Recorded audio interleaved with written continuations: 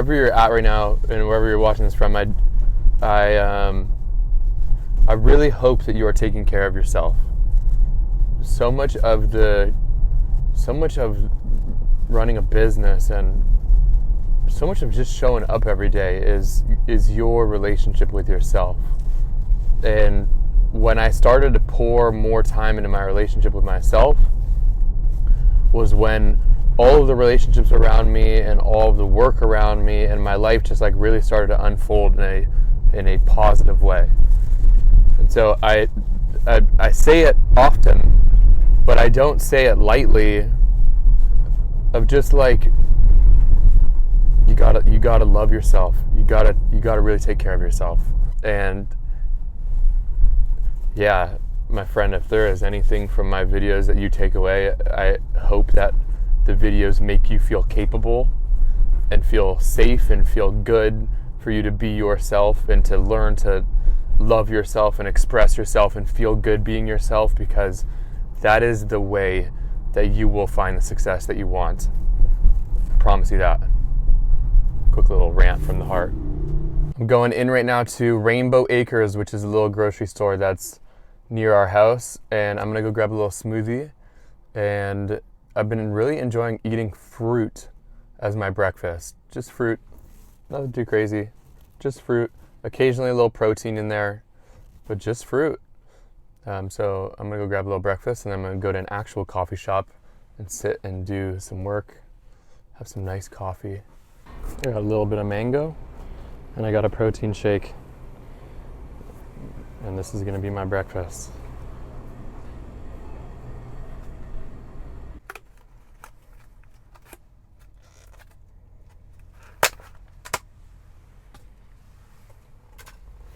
Good God, do I love mango. Mango is my favorite fruit. I love mango.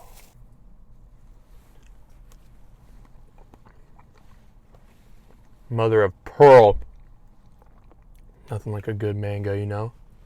I woke up this morning and worked out, did a meditation, went on a walk.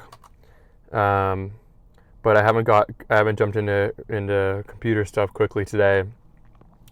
And it's been nice. It's been nice. Having a little bit of a slower start. Yesterday was really busy. 6 calls. A lot of brands looking for creators. Awesome calls. You know, sometimes you get on a call with somebody and you can just feel like they're your kind of people. The energy is good. You just feel good. Like you just feel like you know that this person really enjoys what they're doing for their work. You know that this person really enjoys meeting other people. And I love having those calls. So we had a couple of those yesterday. We were just like, gosh, really good person, really good people, and really grateful for this call. Love having those calls. It was really nice. And then last night, what I did was, a couple of my buddies, one of my buddies name's Alex Garcia. You guys should check him out on YouTube. You should check him out on Instagram if you're not following him already. Him and another one of my friends named Oren. Also check him out on YouTube and Instagram. They do a boot camp for creators called Cut 30, where I think I don't know if they have 30 people or exactly the amount, but basically talking about how to build your brand on social. They asked me last night if I would go and guest speak with them, with their group. And so I did that last night. I'm going to play a little bit of a clip for you guys right here. I'll give a quick JT background. And I'm excited about having JT on here because I actually started making content because of JT. When I was at my job, I saw his reels were like always in my feed. And I forget whatever the first one was, but his reels were literally like, you need to make content. It would just be, I'd have this, I'm this handsome dude every day being like, hey, you need to do this. And eventually, like, I don't know, 40 of those in, I was like, God, I got to make fucking content. And I did it. And that is a testament both to his content and the persuasive element of it, but also to like, just like what you can do and achieve to somebody. And you don't know what the impact that you're having is kind of with what you're putting out and behind the scenes and how you resonate with people and how long it takes for them to kind of come across it. So obviously become a creator of all different kinds now, has different businesses, whatever, since that was like 2 years ago. So I would love to give you a little bit of background about how you started making stuff, what you work on now, and then we'll get into some questions from everybody. Hell yeah. Uh, Thank you for that shout out, by the way. It's fucking awesome to hear. The quick gist of my background that I think is important for everybody. I used to be a pro hockey player. While I was playing pro hockey, I loved documenting the journey. I just liked I was different than I think most hockey players. Typically, they're pretty conservative. I liked showing the ins and outs of me being a player and how I was training. When I retired, I started doing personal training and filming my workouts. That took me all the way up to TikTok. And in 2020, I was posting a lot of workouts to TikTok, realized, wait a minute, I actually want to make a bigger play with TikTok because I feel like this platform is going to be really big. And so me and a buddy of mine decided to start basically MTV Real World on TikTok, put 10 people in a house together and film it. We ended up with that project going from 0 to 1 million people following us in 60 days. And at the end of it, got on all these different news. We were on fucking Yahoo, CNN, like all these big news publications were talking about this TikTok house that we did because it was a bunch of adults in it. A lot of brands ended up seeing that and reaching out to me and being like, "Can you teach us how to do TikTok?" So I started consulting for brands doing TikTok, all different types of CPG brands, some tech, really anybody that wanted to. And that was like the beginning of what my company is today. So for the last couple of years, I've been doing consulting. Big companies like Microsoft and Nissan and Skechers and Tonal and Therabody, down to smaller companies. The first brand that I did was Poppy, which is they're bigger now, but when I was working with them, they were much smaller. So all different sizes. And I just really fell in love with talking about what I'm seeing in the world, what I'm seeing in content, what I'm seeing. The content for me has been a big journey of my own personal discovery. And like, I think probably a big portion of this is like, you guys are realizing putting yourself out there is not necessarily the easiest thing to do. You have to come up with an idea, then you have to overcome the feeling of just potentially being rejected by an algorithm or people or whatever. So for me, doing content and really like getting into it was a big journey of my own self-discovery. So that's a lot of the shit that I talk about in my own content, is like why I think both from a business standpoint, people should make content, but also from a human standpoint, people should make content. So TikTok was really the thing that I think catapulted me. Now I would say what I'm focusing on mainly from a work capacity is one of the things that I started doing was recruiting creators for brands, actually like going and headhunting people that have the capacity or have the ability to make content that performs and like finding them full-time jobs within companies. So that's what we do. It's called Creator X. And then with my own content, I started doing the YouTube shit of documenting my journey of building Creator X. And then in all of my other content, I'm really talking about like marketing and my own life and business and all that shit. So super excited to be here and really would love to answer and help in any way that I can. One question I have for you, dude, is it's something relative to what you posted today. I think it was today or yesterday. Where, I mean, now thinking about it, you started documenting your hockey journey, and that was like your journey into, or that was like the bridge into getting into marketing and content creation. And then you talked about other brands that are documenting their journey, Represent, Minted New York, those brands that are documenting long form, and some of them even do a good job of it on the short form side. What do you think about that as an overall strategy for a brand account? Like there's a good amount of founders in here and creators in here that are working on brand accounts or building that out. Like, what do you think about just using and leveraging an IG or a TikTok to share the entire journey and kind of build in public and build a fan base? I think it's so dependent on if you're okay with doing it, because I really do think that a lot of people, like everybody in here, you buy a product because you have an emotional connection to it. You might buy something one time because it's a logic thing and the price point and all that, but you become like an advocate of a brand because you emotionally connect to it. So if you're a founder and you're showcasing all of the different components of why you actually care about your brand, you have such a leg up on the competitors, because most big brands don't give a fuck about the emotion of the product anymore. So you have a massive leg up on your competitors, but also the audience then has something to buy into of like, wow, I now have a reason to relate to this as well. So I am a massive advocate for it. I like to hedge that by saying, if you genuinely despise get diving into any of your personal details of your life and that just isn't who you are, that's okay. I don't think you need to do it. But I will say the people that I see doing it and doing a good job of it do have a massive advantage on their competitors. What topics or stories do you look for so people resonate and follow like a brand or an account or a person? For myself, I literally am just telling the story. I try and tell the stories in as most raw and real as they are. So I would say like when we go and work with a company, and a big portion of what I've been doing over the past couple of years is sitting and doing strategy with the brand. So literally sitting with a founder and like extracting these stories. Most people, if you go and bullet point all of your story, your like founding story from the idea to the first day that you sold a product, most people are going to bullet point all of the highs. They're going to bullet point, I went here, I found this, we made the best version of this, I made this much money, I sold out on day one. What I try and get people to do is look at what were the stepping stones that got to those highs. That doesn't necessarily need to be a low, but there's multiple different steps that happened that got to that win. And that's what people need to actually hear. Because I'm sure a lot of people in here are familiar with Pixar. It's one of my favorite it's one of my favorite like things to study because they use a format of an emotional arc where there's something that's like a hook, then a challenge, then a resolution to that challenge, and then a call to action. And if you look at like the emotional arc of a Pixar movie, they bring you up and they make you feel really good. And then they have something challenging happen. Then they bring you back up. And then the movie ends with it leaving you feeling good. That's the same way that I think people's videos should be. When you're putting out a video, I think that you should really try to get people to emotionally be bought in by sharing the things that were challenging for you and then sharing the ways that you overcame them and the ways that you got to that success.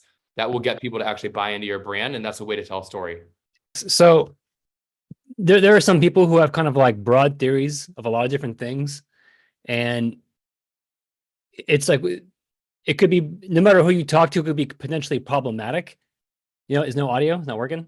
No, I can hear you. Yeah. Okay. Sorry. It's an orange space for a second. Yeah. So it's kind of like, how do you start when it's kind of so all over the place, but it's not like just doing UX for conversion optimization or, you know, it's not so specific. Is it almost just like say, fuck it and just kind of try a bunch of different things and kind of see what sticks? Or how do What's the common thread between all of them? It's hacking, long life cycles of astrology, business school, and that the rate of change of life is exponential. So the way we used to live isn't going to happen anymore. And it's change effectively. Okay. So here's my take on this.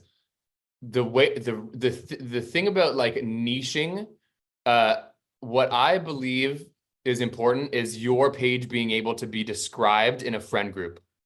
So if it's too hard for somebody to be like, this is an account that does this, this is Keith, he talks about this. If it's too complex for them to describe, then I think it's too complex for the algorithm to understand who to share it to.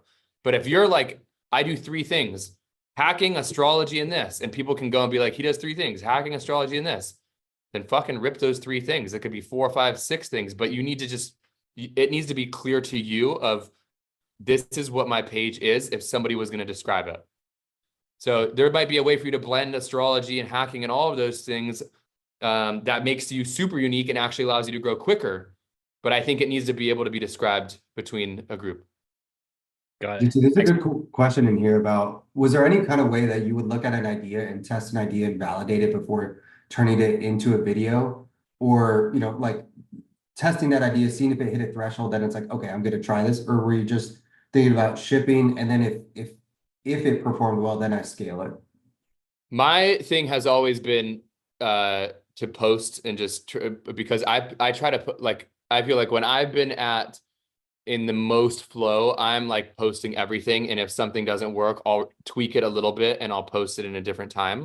Mm-hmm. But to say that, I do think that if you have more of a preference for only posting things that are within a certain criteria, what I would say is, can you make a friend group of people that have similar judgment on content and send test versions in that friend group and be like, yo, grade this shit and see what they say.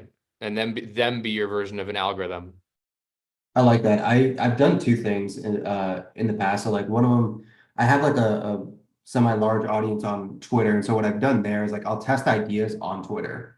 And like if it hits some kind of threshold, then I'm like, okay, there's demand for this kind of video. I'll turn it into, or yeah, I'll take the tweet and I'll scale it into a video. The second thing that I've done, and I've done this a little more recently, is again, like Oren talked about, I'll have like these marketing playbooks or like good content versus bad content, whatever. And I'll basically make like the IG story version of the video where I'm breaking it down or I'm sharing enough context in the IG story. Then based on either A, replies or likes on the story, I'll be like, okay, there's enough demand for this for me to turn it into a video. So like if you don't have a Twitter following or a following somewhere else, like you could, and you have enough people on your IG story, or sorry, on your IG account following you, then IG story could be an easy way for you to do this, or even like using close friends or broadcast channels and shit like that. Yeah, Great idea. I love I always that. ask too, like, is this something? I mean, the number one variable is like, is this something someone would share? And I think about this all the time in my content. I'm like, is someone going to put this in their marketing group chat or are they not? And if it's not, I never make it. And if they are, I do. And I think that's for wherever your target is. My target is I'm trying to get in the marketing group chat. I'm trying to get in your Slack for business. That is my entire goal of the majority of my content. Sometimes I'm trying to make people laugh, but mostly it's that. And you have to think of what your goal is for that. If it's, whether it's to get clients, or where would you want someone to send it? Who would you want them to share it with? And does that video accomplish that? I think it's a great litmus test. All right, so Jerry had a question in here. I'm a founder. I want to start documenting the journey more on my personal accounts, but my business is my main priority.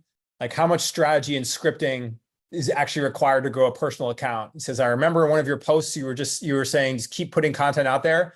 It's not too hard. And he's like, I don't really have the ability to yap. Is that something that you can do, or any ideas or tips?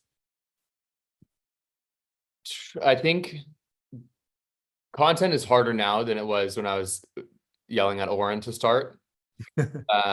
So it definitely, it's not as easy as it was before. I would say in terms of timing, especially if you're making visual content, it's going to take longer. So it's more of something that you do need to set time aside. But I will also say this, you don't have to do visual content. It might perform better quicker. It might work for you and you might enjoy it more, but not every single person has to do that. So what I would say is like, yes, you can have success in doing your own style on your own personal account in any way that you want. The way that you get there is going to be the same way regardless of the style. It's going to be by trying and staying consistent with it. This is a good one from CJ. Like, any tips on building in public style videos when the actual work and building is pretty mundane? What I was going to say is a lot of the stuff is mundane to you because you live it all the time. A lot of the stuff is a lot of the ins and outs of everybody's business might be super intriguing to an audience, but it's mundane to you because you're the person that's behind the wheel every day.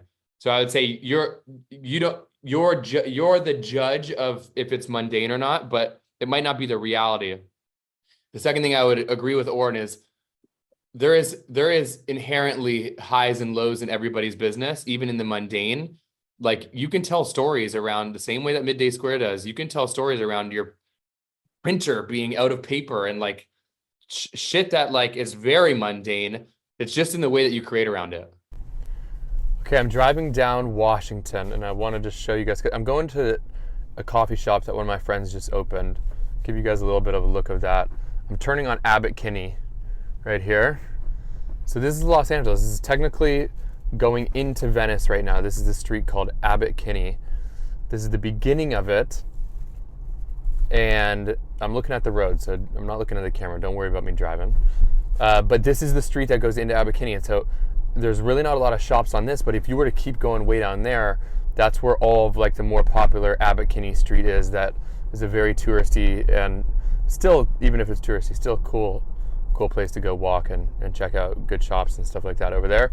But on this side of Venice, this is where there's more residential and office spaces of Abbot Kinney. But one of my friends just put a coffee shop in right here, right next to F45. It's called Boulevard.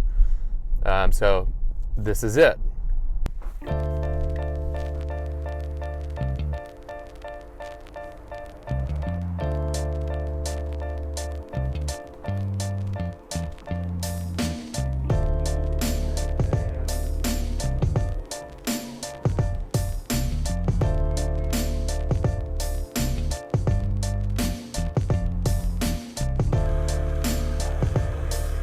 They got some awesome pastries in here.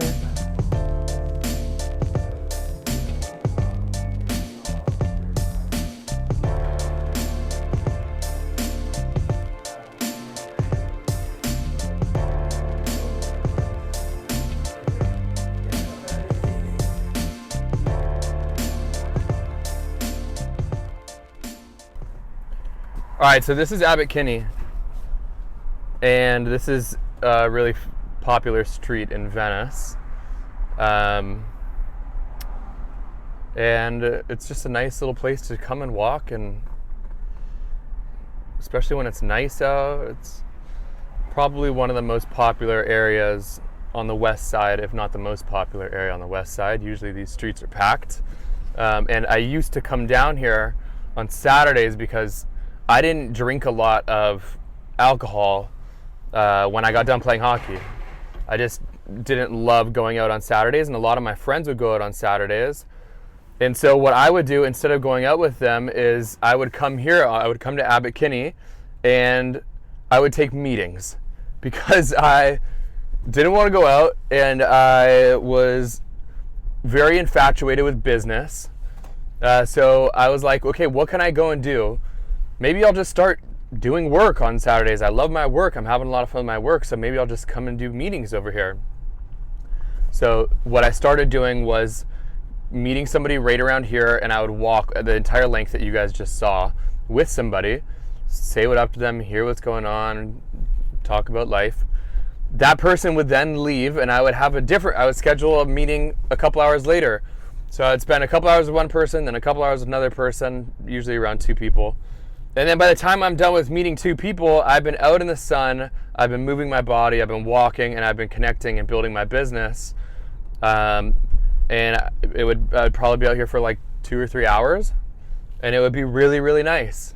So I'm gonna keep showing you guys what that transitioned into.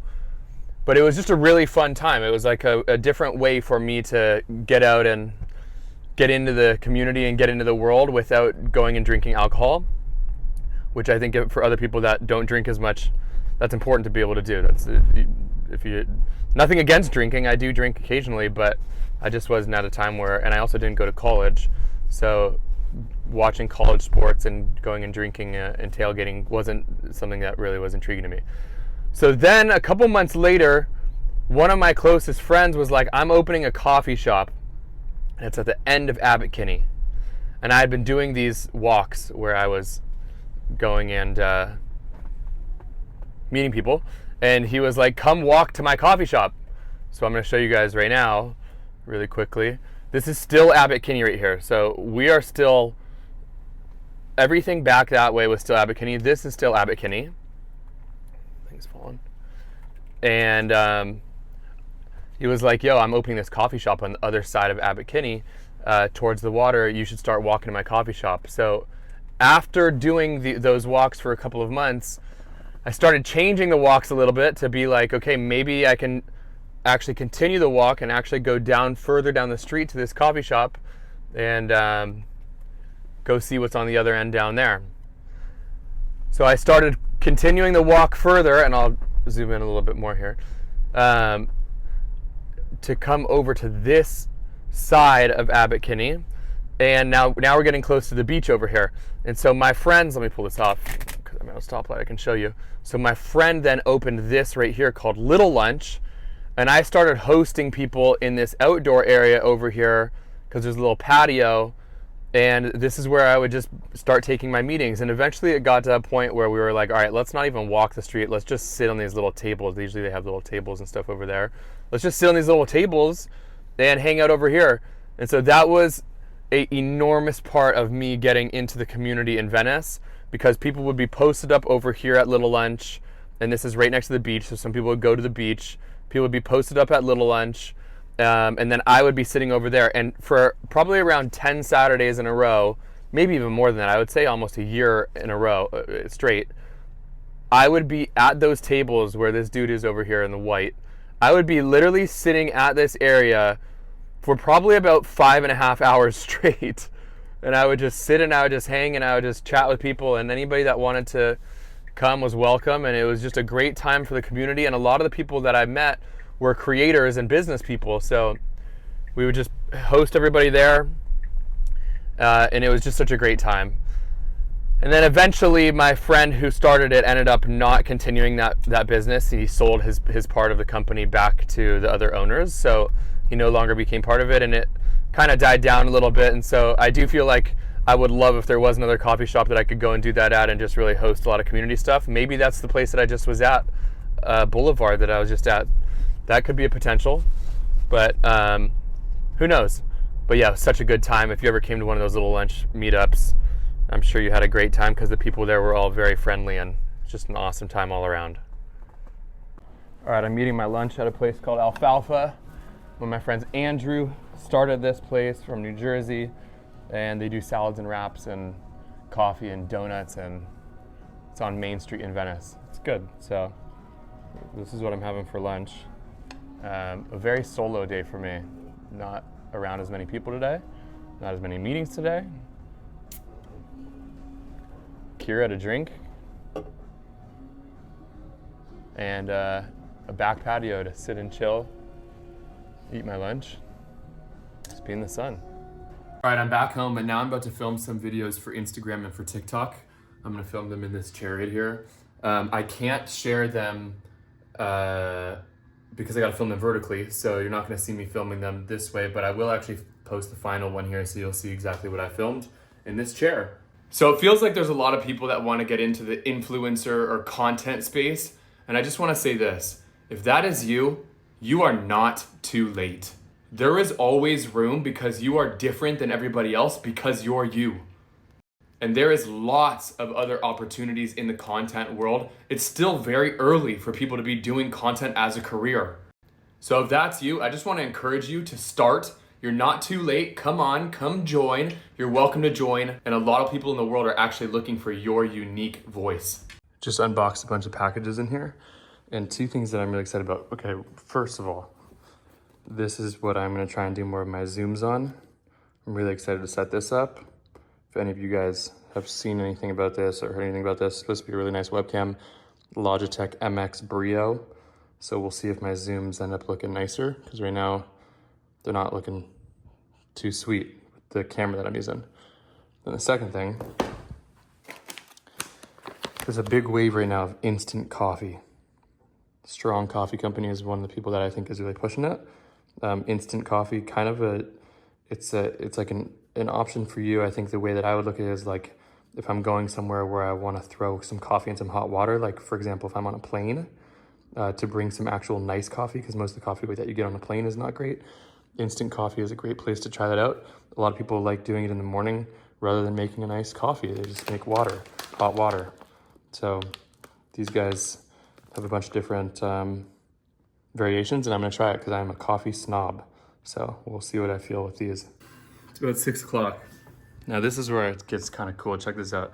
So we close this, close this, close this. And now it's like really pitch black in here, okay? But then you give this, yeah. And then you give a little bit of this. And now we're in business. Now we're in business. See that? You can even go all blue if you want to. Or you go blue with a little bit of a glow. That's how you switch up the vibe. That's how you switch up the vibe to get into a night zone. And now I'm excited to try and toss this on here, because right now what I'm using is just the webcam that comes on this monitor, just a standard one. I really like this monitor though. This monitor, a couple $100. I think it's actually a TV monitor. It's a, I think it's a Samsung. It's a Samsung one. It's kind of their knockoff of the Apple monitor. I just didn't feel like I really needed the full Apple monitor, but I really like this one. You can move this up. That's my view. Yeah, I really like it. I'm gonna try this webcam and then call it a night. Okay, here's the moment of truth. It's been plugged in now.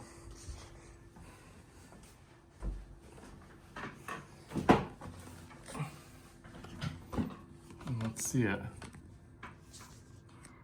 That's pretty legit. That is pretty legit for a webcam. You can also, the cool thing about this webcam is like $200. The cool thing about this too is you can change the focus. So like if I was sitting really close to it, watch my finger, how my finger's really in focus, but my hat and the back of it is blurred out.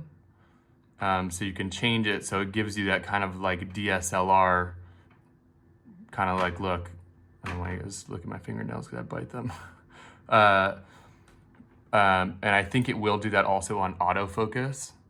Like if I'm back a little bit further, my chair isn't too far from the wall, so there's probably not going to be a crazy blur behind me, but I'm excited to see if that happens when there's a little bit more light in the day. This is cool also. You can change the color, you can change the brightness, you can change the contrast, sharpness, so you can actually like work a little bit. Same with exposure, like if you're in a darker room, you can turn the brightness up a little bit or the exposure up a little bit, so it makes it a little lighter. Or if you're a darker room, sorry. And then you can also crop it, so it can punch in or can go wide. I don't know what the difference is between that and Zoom, but you can do that if you want to as well.